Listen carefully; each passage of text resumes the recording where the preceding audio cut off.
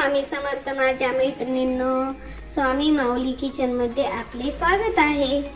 तर आज आपण पाहणार आहोत दुधी भोपळ्याचे पौष्टिक असे थालीपीठ। तर ते कसे करणार आहात आपण ते पाहूयात।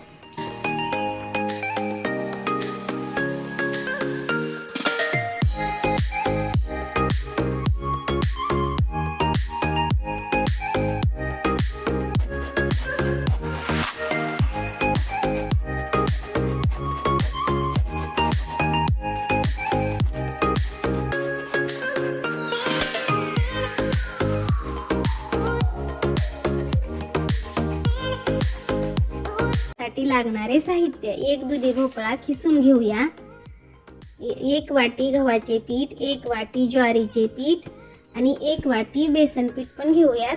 बेसन पीठ नसले तर तांदळाचे पण पीठ आपण वापरू शकता। तिन्ही पण पीठ आपण टाकूयात। सारख्या प्रमाणात पण वापरू शकता, कमी जास्त पण वापरू शकता। आपण हिरवी मिरची, जिरी, ओवा, कढीपत्ता, लसण वगैरे सगळं घेऊन आपण खमंग लागते त्याच्यामुळे सगळे घ्यायचे। कोथिंबीर आमच्या घरी नव्हती म्हणून घेतलेली नाही। कोथिंबीर पण एक वाटी चिरून घेऊ शकता आपण। ते आता आपण मिक्सर मध्ये बारीक करून घेऊयात। बारीक करून परत सगळे साहित्य हे आपण ताटात मिक्स केलेले आहे त्याच्यात टाकूयात। हिरवी मिरची, लसण वगैरे मिक्स केलेले टाकूयात। हळद टाकूयात, मीठ, धना पावडर भरपूर टाकलेली आहे। तीळ पण टाकूयात, अर्धी वाटी तीळ टाकायचे, खमंग लागते। थोडेसे लाल तिखट पण टाकायचे, मीठ चवीनुसार आपल्या।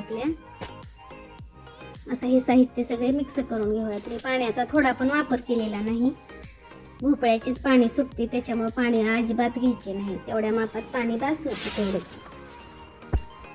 भोपळ्याच्या खिसमध्ये जेवढे पीठ बसते तेवढेच आपण घेऊयात, म्हणजे थालीपीठ एकदम खमंग लागते, चविष्ट लागते, मऊ पण होते चांगली। आता आपण छान मळून घेऊयात, थोडा थोडा पाण्याचा हात घेऊन आपण छान मळून घेऊयात। कसे झालेले आहे पिठे असे बघा, असे करूयात आपण। जास्त पातळ पण नाही, जास्त घट्ट पण नाही करायचं। आता थोडासा कॉटनच्या कपड्याला पाणी लावून त्याच्यावर याचे गोळे करून आपण थापटून घेऊयात। तवा गरम करायला ठेवलेला आहे मी, पाणी लावून आपण थापटून घेऊयात। पातळ, कुणाला पातळ आवडत असतील पातळ थापटायचे, जाड आवडत असेल तर जाड पण थापटू शकता आपण। छान गोळा बनवून कॉटनच्या कपड्यावर थापटून घेऊयात।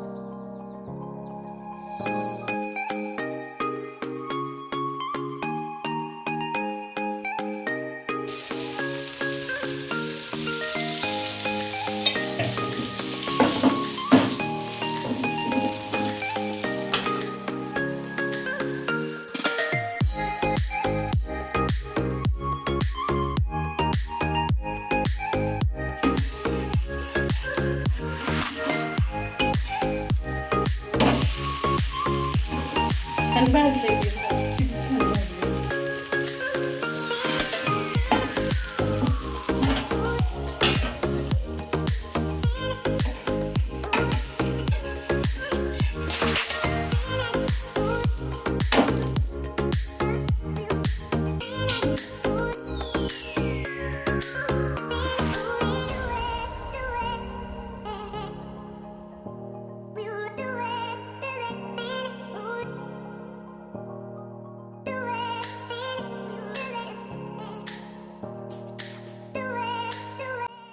कशी वाटली मग मैत्रिणींनो मी केलेली भोपळ्याची थालीपीठ?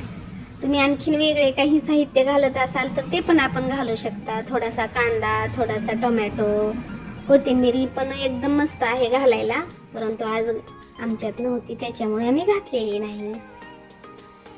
श्री स्वामी समर्थ. थँक्यू.